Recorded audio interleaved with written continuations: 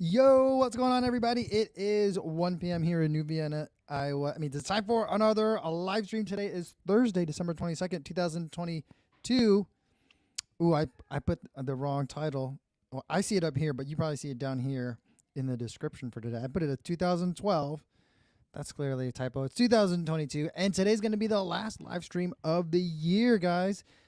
We got the Christmas holiday coming up, and then after that, we're going to be going home, and then my family's all coming to visit at my house this year for the first time ever. So I'm going to be busy doing family stuff. So this is going to be the last live stream of 2022. Yeah, it seems like really early to say that, but I guess that's the time of year where we are at today. Before we get any further into it, for today's live stream, I do want to say thanks to everyone that is listening on the audio-only version on the podcast. There's like a small handful of you guys that have been regularly listening, and I appreciate you guys so much. Hopefully you're having a good, safe run out there today. I know the temperatures are cold all over the country, but if you're anywhere, I don't know, I want to say anywhere in the Midwest, but I feel like even really far south. Someone was telling me that it's going to be 1 degree Fahrenheit in Nashville. Like relatively speaking, that's like negative 10, 15 degrees Fahrenheit here in Iowa, because it just doesn't normally get that cold down there. But it's cold here too. So if you're out there on your run listening to this podcast, hopefully you're nice and toasty. And everyone watching this later on YouTube after the fact, hopefully you have gone for your run, made it back safe, took a nice warm shower, or maybe even a bath, and are relaxing with some nice thick warm socks on. That's my, I guess, Christmas wish for you guys. All right, let's see who we got here in the chat for today. We got Frank. He says, I got back to over 3,000 miles this year. My mileage this year was way down. Ooh. Okay. So you got back over to 3,000, which is a lot of miles. I think I'm at like 3,100 or so, maybe 3,200. So I'm right there with you, Frank. And let me tell you, I feel like I ran a lot of miles this year. But if that's a down year for you, well, hopefully you have a good year next year. Leona says, thanks for this live stream community, Mike. By the way, runners are sporting your non-elite cap everywhere. Saw it in New York and Manhattan Beach last month. That's amazing. Really cool. Yeah, because I was talking to Flores the other day, and Flores was saying that like he thinks that the non-elite stuff sells at Path Projects, even if people don't know who I am, because they just like the non-elite kind of logo. So I think it's working. Although, who was telling me? I think it was someone in San Francisco was telling me. Was it San Francisco? Was telling me that like one time they wore their non-elite hat to outside of a run, and people thought it was some sort of like political statement saying that you're not like a liberal elite. So people thought it was like a MAGA type hat. And I was like, I don't want that. I don't want people to think that. It's not that. So I'm glad that you guys here get it. All right. We got Tony Macias here. What's going on, Tony? He says, couldn't miss the last one of the year. Cheers to you, Tony. Tony wrote a very thoughtful comment to me the other day on one of the top 5 review videos, so I appreciate you, Tony. All right, Eliza says, hi, co-fam. Hopefully folks are able to stay safe in the storm. I know people are like, this is just the beginning part. And so like everyone's talking about like the other, like foot's about, or what's this phrase? Shoes about to drop, foot's about to drop. I don't know. The hammer's about to something. I don't know. By the way, I finally, you know what? These were in a totally different bin that I couldn't find. My father-in-law found these. And these are the oatmeal cookies that have cranberries in them, and then there's raisin cookies that I have here today too. So cheers, guys. Terry Forlong says, 3,000 is a lot of miles. I managed 2,799.91 according to Garmin. Well, Terry, you at least got to get to 2,800, right? Go walk outside. You got a couple of days. You got like a week and a half. But guys, if it was December 31st, and you were at 2,799.91 miles for the year, would you leave it? I don't think I would. I don't normally hear about that kind of stuff. And I normally wouldn't check. But if I like happen to see it, I think I might add a little bit. Mark Peterson is here, says, what's going on? Good to see you, Mark. Hopefully you're staying warm up there. I know it's even colder in Minnesota than it is here. Oh, Frank says, I meant to say that it was Michael that had to go over 3,000, and Frank didn't get anywhere close to that. All right, well, Frank, you'll be there with me next year, hopefully. Energy Runner says, I ran my first half marathon during the long run, 1:38:51. As a 15-year-old, I think that's a big accomplishment. Energy Runner, I'm sorry. I wish I had my sounds. I don't have my sounds here. But I would give you a cowbell for that. That's a great job. 1:38:51, 15 years old. That's great. Most 15-year-olds are not running that distance at all. I know I wasn't at that age. So that in itself is an achievement and a great place to start. I feel like there's a lot of future there. Sean says, hey, everyone, with the wave emoji. Just assembled an IKEA desk for a Christmas gift. Assembling the thing is the gift. The desk itself is also a gift, but assembling it for someone, that's a gift. He says, turns out if you yell the model name out in frustration like a Swedish swear word, it's cathartic. I thought you were going to say that it assembles itself, or maybe an elf comes down the chimney and does it for you.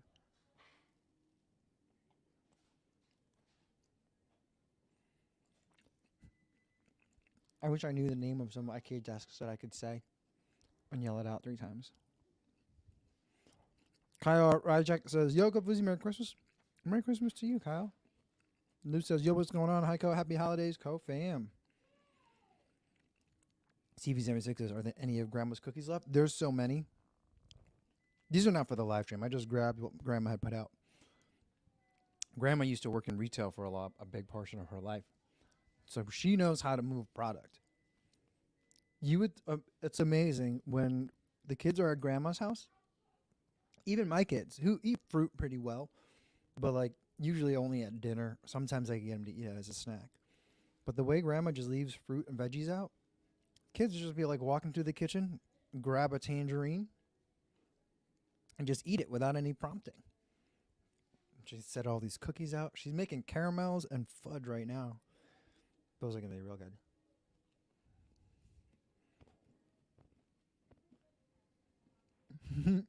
Mark wants to know, does your family gift you running-related things, or do they just understand that you already have that covered? They don't give me running-related stuff anymore. Unless it's really kooky. My sister... Was it my sister? Or maybe it was my mother-in-law. I don't remember who gave it to me. Gave me a winter cap, like a knit cap, a beanie that folds over, that had a flashlight built into it. And the year before that, I think someone gave me a beanie with Bluetooth earbuds built into it. So they'll give me stuff like that, which is fun. Or they usually give me food because they know I got to eat a lot. And so food is the best gift. Consumable gifts are my favorite. I usually get a lot of like honey, maple syrup, hot sauces, barbecue sauces.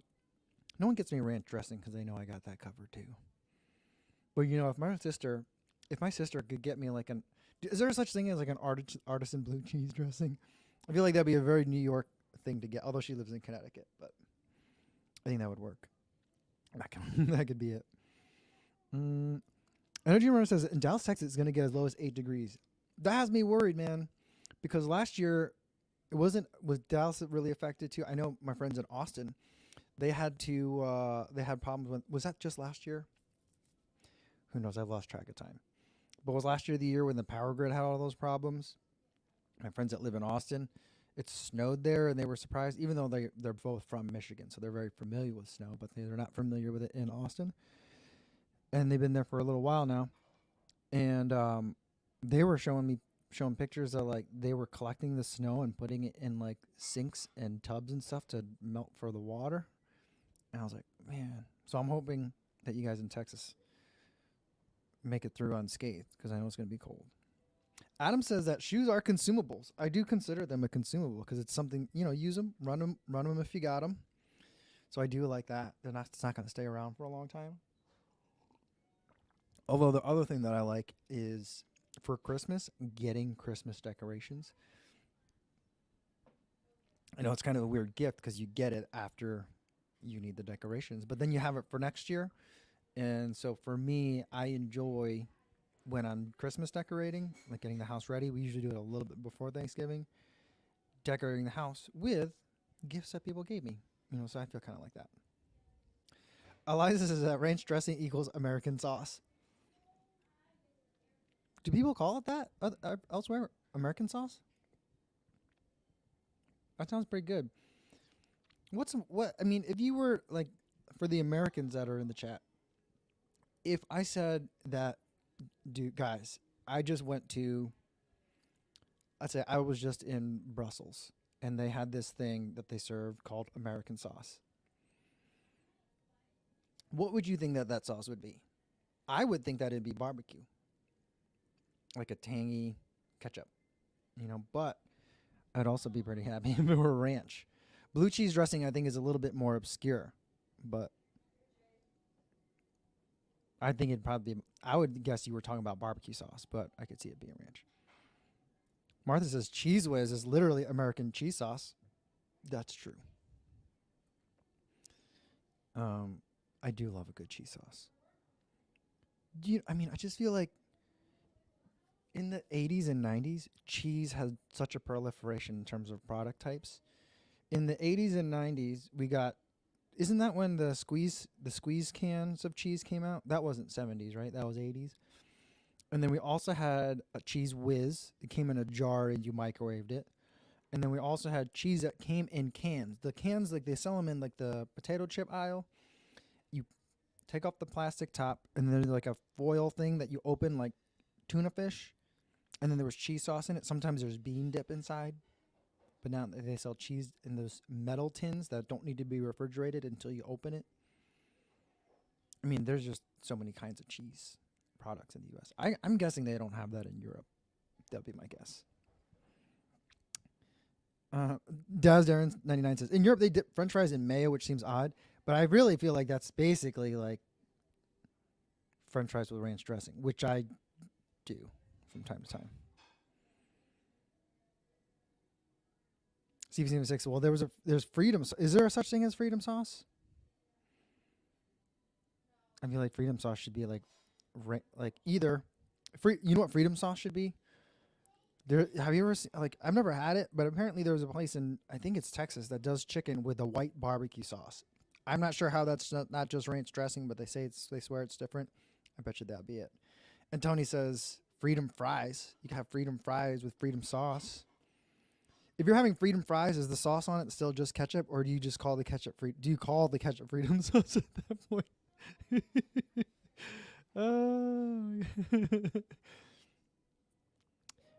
Terry Furlong says cheese in cans. We do not have that in Europe, for which we are very thankful. Oh yeah, that's pretty funny. Martha says, isn't poutine French Canadian cheese sauce on top of fries? It is. My understanding is typically it is gravy, so it's fries, cheese curds, and then gravy. That's my understanding of what a poutine is. Poutine has taken on a lot of different variations. One of my favorite food trucks in Chicago was a poutine truck. They would just have different kinds of poutine. They had, like, I would only eat certain kinds because I don't eat meat, but a lot of them had meat. It would be like a Philly cheesesteak poutine. They had like a croque monsieur poutine. It was really nice. And then last night I saw on TV there was an advertisement by Taco Bell for nacho fries, and I'm like, that's just like Tex-Mex poutine. It's French fries with nacho toppings on it. I'm like, that looks delicious. And they were calling it like nacho fries, but I'm just like, it's kind of just poutine or a variation on that. Nacho fries, I think, probably explains the food product better to their target audience, though, in America. Ronald Childress says it's Alabama with the white sauce. I feel like I need to try that now. Although I don't know what I would eat it on. Maybe the white bread. I mean, if I went all the way down to Alabama for it, I'd probably eat the barbecue and try it. Eric says that the poutine is a gravy with cheese curds that are in the sauce. So it's not cheese curds then topped with gravy. The cheese curds are in, so it's like a cheesy gravy then. Cheesy, I think it's a beef gravy is how it's normally supposed to be, right? I don't know. A lot of talk about poutine today. Frank says cheese is the one thing that seems to be killing me with the inflation. Like, half my grocery budget is going to cheese. That's so funny. Uh, is cheese getting expensive? I'm not sure. I haven't been paying attention to cheese prices. Mm. Mark Peterson says you gotta try Taco John's Nachos Navidad. I like that. I like the sound of that. It sounds very festive. I love it. Eric Raj says the craziest food you've eaten during a run. I'm pretty non. I think because I haven't done that many ultras. I think ultras are where it gets wild in terms of eating and running. I mean, there was a time when I had like it was probably like a pound and a quarter worth of veggie burrito before I went on a run one time. It wasn't terrible. Fortunately, it was an easy run.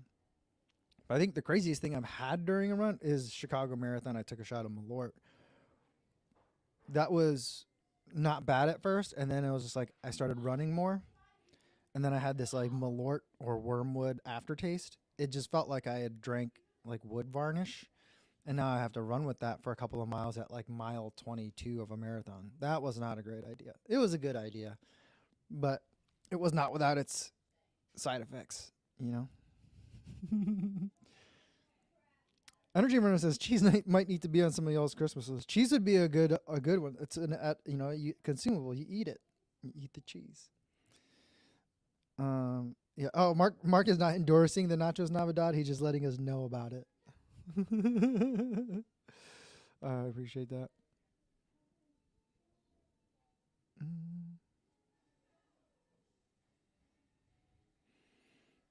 Adam says that egg prices are currently crazy right now. Oh, I didn't know that. Our house usually goes through a lot of eggs, but I feel like we haven't been eating them very much lately. I don't know why that is. I feel like the last 2 shopping trips have been like, do we need eggs? No, we don't need eggs. I don't know. Eliza says, I was manning an aid station at an ultra and got someone to get back out there with a few pumpkin spice rum shots. Pumpkin spice rum.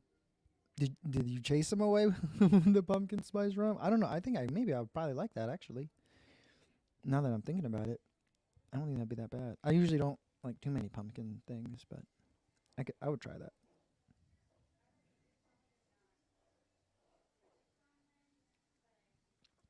KSNT606 says, I'm running Chicago Marathon, and despite hearing you say that, I will still take the Malort shot if it's offered. Yeah, it's I think every year, at least I think there are multiple groups that do it. But I know every year it's McKellar Run Club. They usually have it. So if you want to find out where they are, I think it's MIKKELLER Run Club. It's a boozy run club. They're pretty fun. They usually have beers. What's funny is I'll be like, "Who wants a beer?" And they have these little cups of beer. And then if you stop for the beer, they're like, "And now, do you want a Malort too?" So like the beer is the gateway drink.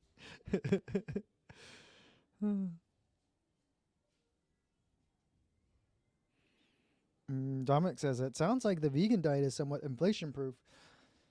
Yeah, I don't know. I'm not sure about that. I suppose it depends on how you do the vegan. If you're doing vegan whole food, then I mean the prices are going to be pretty stable. I feel like because it's always going to cost like a certain amount to get that kind of stuff. But I don't know. I haven't been tracking the price of vegan spam. My suspicion would be that the price is probably increasing on that too.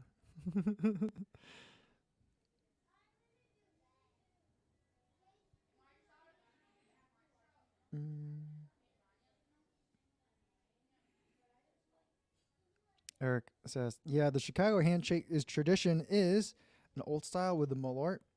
I don't know what the first beer like the first drink they gave me was. I think it was just they said it was just beer. Very well could have been old style. I think that's probably right. Could have been. And Energy Runner says milk seems to always be out of stock at Walmart. You know what's been out of the Walmart that we go to generally has a very small amount of milk on hand. I've never not been able to get the milk that I want, but it's always like, ooh, there's not a lot of brand options compared to some of the other food items that they carry where there's many different brands available. Milk is pretty narrow. But you know what is always out of stock at our Walmart? Two things. One is, very much a first world problem kind of thing. It's the peach pear LaCroix. Can never find it. I can't actually find peach pear LaCroix anywhere in Crystal Lake. It's always out of stock everywhere I go. The liquor store has all the flavors except peach pear. The nice grocery store that's kind of like Whole Foods doesn't have it. Target doesn't have it. Walmart doesn't have it. All the other grocery chains, no one has peach pear. I don't know what's going on with peach pear. In fact, the last time, you know what we did? We were at Walmart here during Thanksgiving week, and I think my wife saw it somewhere, peach pear LaCroix, and she bought not cases, 3 12-packs of it to bring home. And the other thing that's always out, at least at our Walmart, is tater tots. There is 2-pound bags of crinkle cut fries if you want that. And that's about that's it. Sometimes there's waffle fries, but there's no tater tots and there's not a lot of seasoned fries. I don't know what it is. The potato section of the freezer is just empty, which I feel I thought Walmart had a policy you don't leave empty shelf space, but it's just always empty. I don't know why it does that.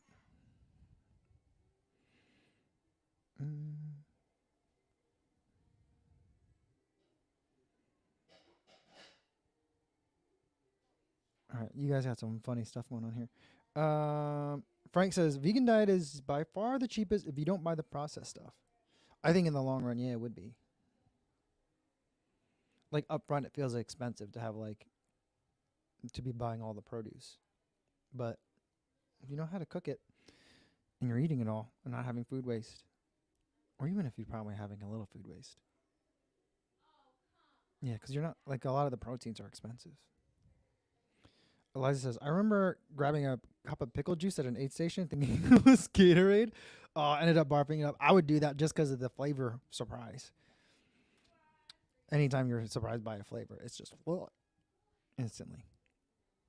Kyle Rychek says, my family and I are vegan, mostly whole food vegan, and prices have gone up incrementally, but not as much as what I hear from non-vegan friends. Yeah, seems consistent with what kind of I've been experiencing. All right, we're bouncing back and forth between veganism or inflation and drinking on the run. Martha says, if I take Malort or anything alcoholic during Chicago, I'll DNF. It doesn't take much for me. There was something in Runner's World. I think it just came out. I saw the post on Instagram. They were saying that I don't know, maybe it's an annual. I feel like with Runner's World, everything is an annual story that just gets trotted out every year. They're saying that there's a growing body of evidence saying that even small amounts of alcohol are bad for you. And how do we reconcile that with running culture that seems to be very boozy? And I was like, that's an interesting piece, something worth thinking about. And holidays are a hard time to think about that, but yeah, I suppose it's worth thinking about. Mark wants to know, did any other Midwesterners here ever drink beer 30? It's brewed in La Crosse, Wisconsin for a handful of years. $10 for a 30-pack when he was in college? Blah. $10 for a 30-pack. That's cheaper than water. Oh my goodness. No, I don't think I ever had that. Yeah, it must have been before my time or after my time, I guess. Yeah, after my time. Connor, Michael, was that Michael B? Yeah, Connor Michael B says, my Christmas Witch is a cozy run club in Atlanta at some point in 2023. I'm trying to think, when would that be? The last time I was in Atlanta was for the Olympic Trials Marathon. I do want to run Peachtree someday, but I think I was just talking with Adam about possibly doing Boulder this year. And I think Peachtree Road Race and Boulder are always on the same weekend, 4th of July. But aren't there many Atlanta Track Club races? Maybe I need to come down for an Atlanta Track Club race at some point. Let's see if we can make that happen. I don't know. Yeah, Adam says I should try going to Trader Joe's for the tater tots. Yeah, the Trader Joe's tater tots are solid. Probably one of my favorite tater tots is that bag if we're talking about freezer tater tots. Problem is, Trader Joe's is far from where I live. Not far, but it's the next. Let's take the next town over. It's in Algonquin, which I don't know. I think it's the next town over. I'm not actually positive. But like, you gotta go from like where we are. There's like subdivisions and there's occasional strip malls and stuff. But like Algonquin is like straight up, like, because I don't know anyone that lives in Algonquin, so my only experience of it is the strip malls, and it's just like the roads are like 10 lanes across. And on each side of the road, all it is strip malls, and then like access roads with fast food places, drive-through fast food places in it. And every time I drive through there, it just makes me sad. So like, if we have to go to Algonquin, I'm like, ugh, I gotta go to Algonquin today. I don't want to go to Algonquin. We almost lived in Algonquin, and I'm sure we would have really liked it there. But some of those like mega suburban type roads really make me sad. So like going to Trader Joe's feels very far. It's probably 6 miles away, but it's like a 25-minute journey. It feels like, with a side helping of sadness that goes with it. So we don't go to Trader Joe's that much anymore. Moonwalker says, I saw a video for an Antarctic marathon and another for a North Pole marathon. That would be an interesting change of scenery. Someone just set the record for fastest Antarctic marathon in sub-3. There was like 36-inch snowdrifts, like 3-foot snowdrifts. The guy said he like fell a couple times, like completely fell, but still managed a sub-3 marathon on Antarctica. I was like, man, like that would have been a record that, like, before that, I don't know what the record was before that. I could have maybe had a chance. But sub-3 in Antarctica, when it's like -30, it's not always -30 Fahrenheit. Most times when they run it, it's like just wintry conditions, because they do it in the summer down there. I don't know. I would like to do something like that, though. There's another marathon that you run across a lake. I forget what it's called. We did a trivia about it one time. It's in Russia, so it's not going to be a good idea for Americans to go over there for a long time, but I forget what the name of the lake is, but it's like the largest body of fresh water in the world. The lake is super deep. People do those like free dive competitions in that. Super deep, giant freshwater lake somewhere in northern Russia. When it freezes over, they do a race across it, and it's 26 miles. And people say, like, your brain freaks out because the scenery doesn't change the entire time, because it's just flat, icy lake, and there's no change in the horizon the entire time. So it's just like you just run. I'm like, that sounds miserable, but also something I want to try someday.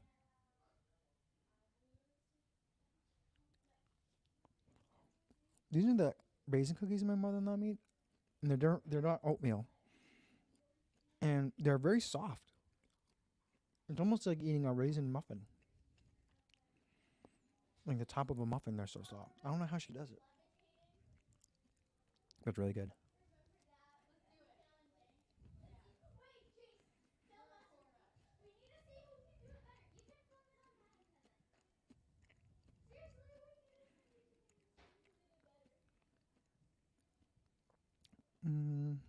Frank says, is the 2024 U.S. Olympic Trials Marathon going to be in Orlando? Yes. It's not going to be on the Disney World Marathon course, like some people have been joking. Drew Whitcomb's mom lives in Orlando. Drew's originally from Florida. And so he's like, well, I'll just go hang out at my mom's house. And I was like, done. So I'm kind of planning on spending the weekend there at Drew's mom's house.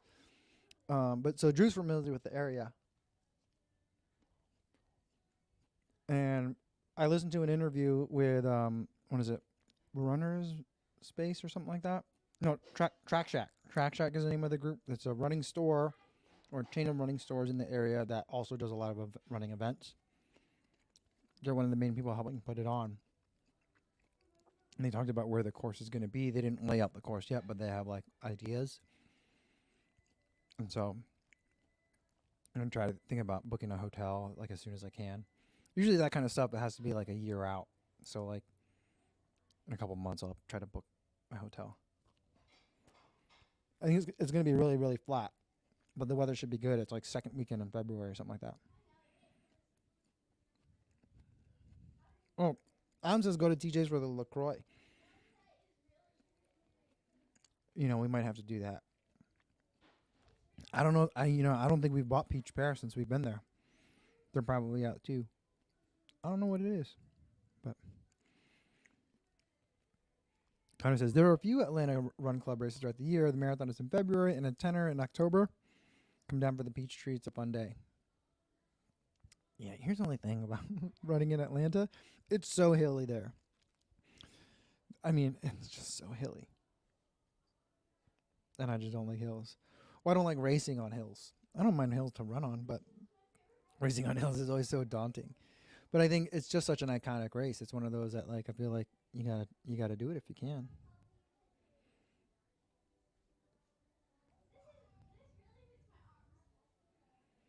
Yeah, Frank says like the Orlando course seems like it'll be a faster course than Atlanta or Nashville. I think it is. Part of me wishes that it would have been Nashville or Chattanooga. Was it Chattanooga that was like in the running for it? I kind of wanted it in one of those like mid-sized American cities. I thought that would have been fun, but my big thing when I got excited about Orlando was that like people can go. Think about how many people went to Atlanta, how many families wanted to go, spectators, the support teams of, these kind of like not pro but elite level athletes that are, this is the biggest race of their lives. And so lots of people are traveling to support. There were, so many spectators along the entire marathon course. And I was like, Chattanooga sounds great. I'd love to go. It's a hilly area. There's bridges. It's going to be super scenic, but like, can that city really support it? Like we had all these conversations about Eugene and how it's hard to get to. There's never enough hotels. The American Marathon Trials is not as big as World Championships or USATF Championships, but still it would have been, I think, a tough thing for the city to handle. I mean, I'm sure they said that it could handle it, but Orlando is a conference. People have conferences there. It's a tourist town. It has enough hotels. It can handle the amount of people coming in. So that's kind of like where I get excited about it. It is going to be fast, which, favors a certain type of runner than others. But I think the Olympic standards came out recently, and the Olympic standard for men is like 2:08 something. So last year they got gold label status for the American Marathon Trials, but that didn't happen. That wasn't a sure thing until like a couple of weeks beforehand. And so like in theory, it left runners in a position where even if you won the marathon trials, because it was on a difficult course, you probably weren't going to get a trials qualifying time or an Olympic qualifying time. And so then you would still have to run another one before you could be on the team. It didn't end up being the issue because it became a gold label race. But now they won't have to worry about that. They don't have to worry about being a gold label race. They can just, hopefully, we'll have some Americans hit that 2:08, which I don't think there's a lot of Americans that can hit, men that can hit that 2:08. So it'll be interesting from the men's side. And from the women's side, it'll just be fun to see all the women just like hammer and go at it. It's going to be a good weekend. That's going to be like, I don't know, that's going to be the event of the year for me. I was telling this to people we were talking on Relay. We have like a regular call that we all get on, and we were talking about it because like the announcement had happened like right before our regularly scheduled call. And I was like, I don't know about you guys, but like I might be able to go watch the Olympic marathon, but I'm going to be more excited about the American Marathon Trials than the Olympic marathon, because those are the athletes that I'm following on Instagram, whose careers I'm more interested in. Those are the people that I'm rooting for, and they're all in the same place. That for me is the race of the year, for sure. I'm super excited. Kurt said, going back to that Antarctic race, he said he had a friend that tried the Antarctic one. That year there was such a storm that they had to do the whole race on a boat, like 150 laps. Oh, man. I know that for like, there's one, I mean, I think there are a couple of companies that do it, but I was looking at one, and you have to go down there with a window. So you go to like Chile or something like that, and you wait down there, and like at any point in a 7 day span, depending on the weather, they'll take you on a helicopter to a boat that takes you to Antarctica or something like that. And it's weird. And then you get on there, you run the thing, and then you get back on the boat and you leave. Pretty wild. Really wild. Luke Klein says, man, oh man, I don't think I'll ever want to go to Antarctica. At least not go there to run a marathon. For me, I can't imagine any other reason how I'd end up going. That's the only way that I can imagine going to Antarctica. And Martha says, if you run in Antarctica, you can run through several countries, even doing a 5K. And Mark says, in Soviet Russia, the marathon runs you. Oh, that's funny.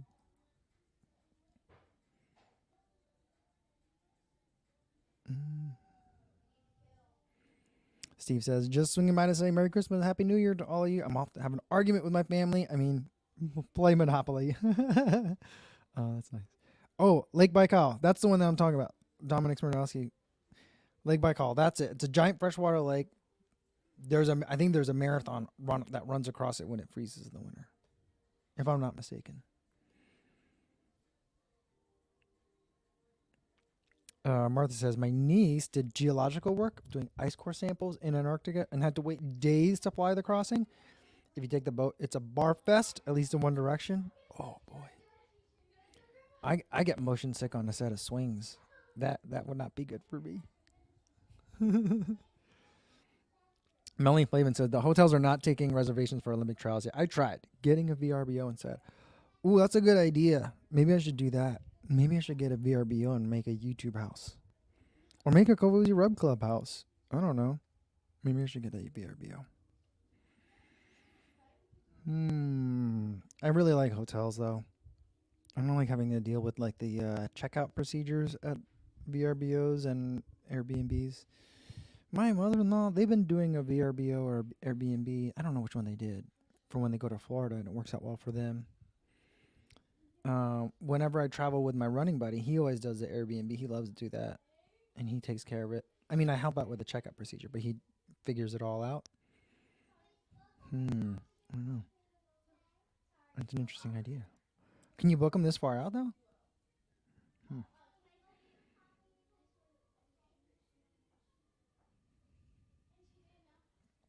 So Origami says, I was getting a little emotional about having to do my long run attempts in the single digits on Saturday until I saw Cozy Run on Strava this morning. Yeah, it was cold out today.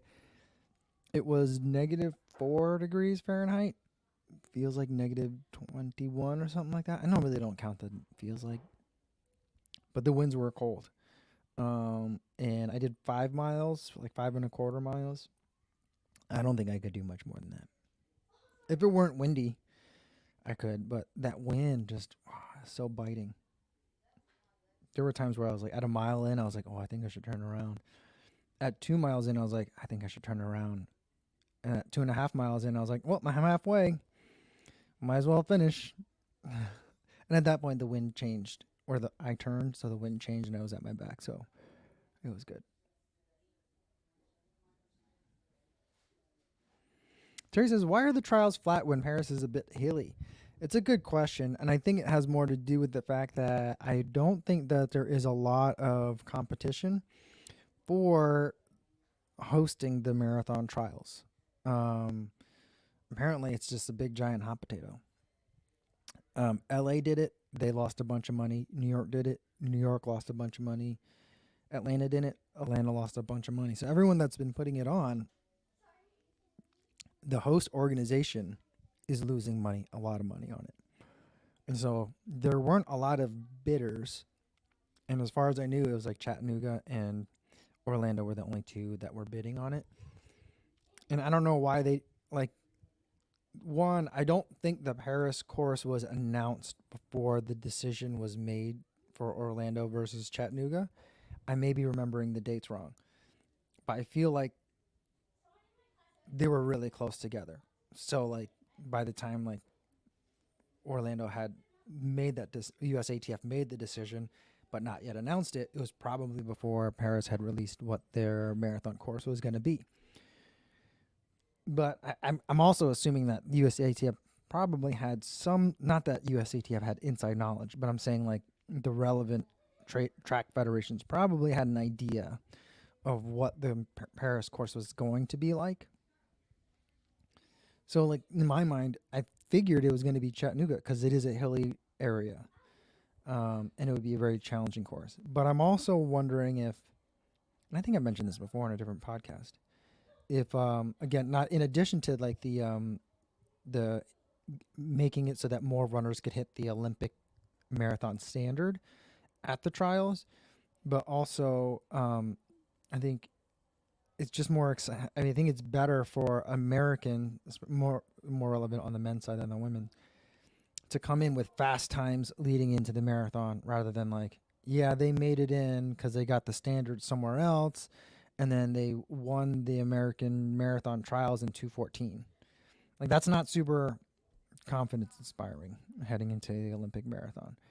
But it's like, yeah, Galen Rupp or maybe Elkanah Kabed or Colin Mickow or whoever we think is going to win, won the American marathon trials, the PB of 2:07 for Colin. That I think is a better storyline, and also, I mean, not from a PR perspective, but I feel like mentally that's the space I'd rather be in. But I'm guessing it's just that Orlando was better able to facilitate what USATF needed. That's my guess. And I'm guessing that they can't find a way of creating some sort of hill or finding some sort of hill to do it in.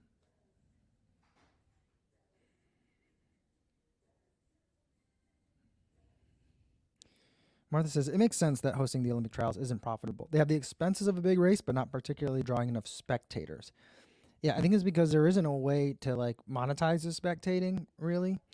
And if you think about most big races, there is a general mass participation of people that are paying for bibs that facilitates the rest of the event, So I think that's part of it. And then also, like, the host city pays for travel and lodging for the athletes.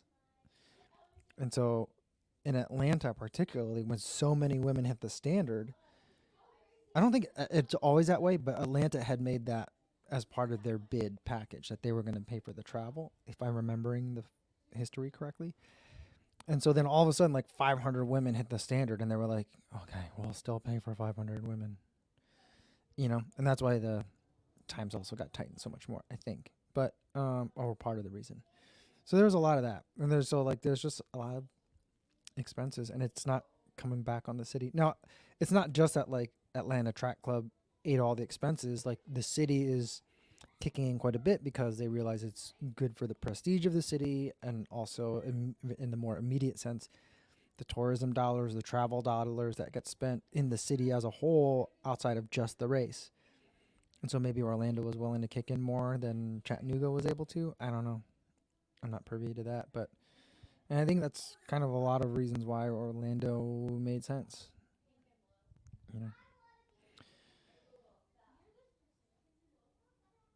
Jackie says, hey, Mike, how cold does it have to get before you hop on a treadmill versus going outside? Now that I have a treadmill, like, it's not going to be a lot.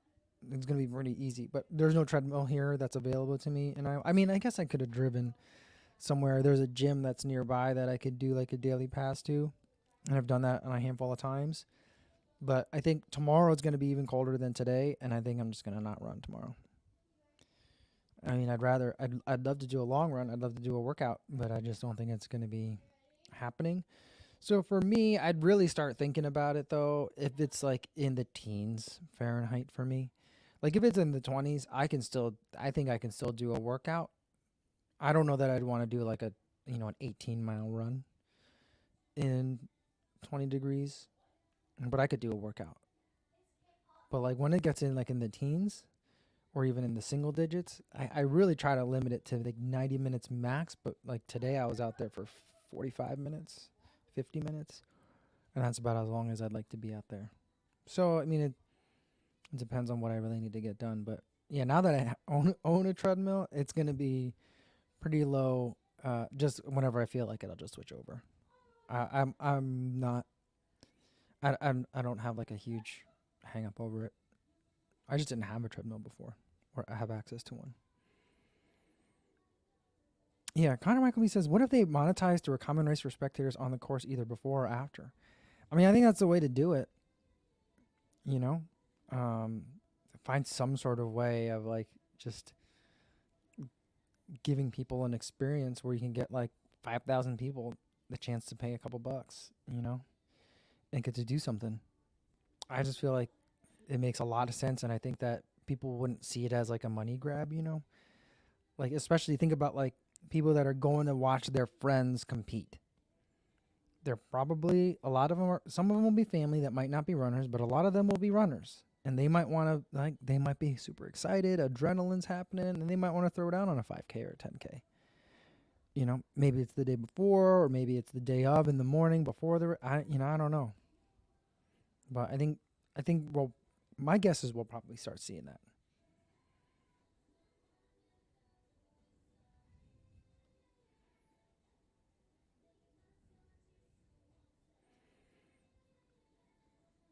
All right.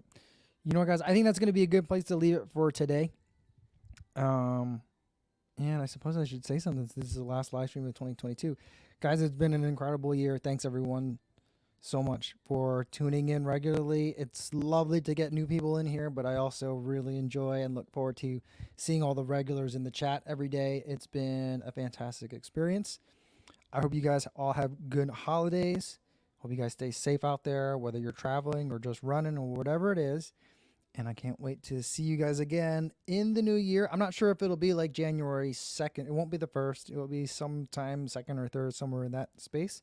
I'll let you guys know. I'll post something on the YouTube channel and on this Kapuzi Run Club channel to let you guys know when that's going to be. But until I see you guys again, be safe and happy out there, guys.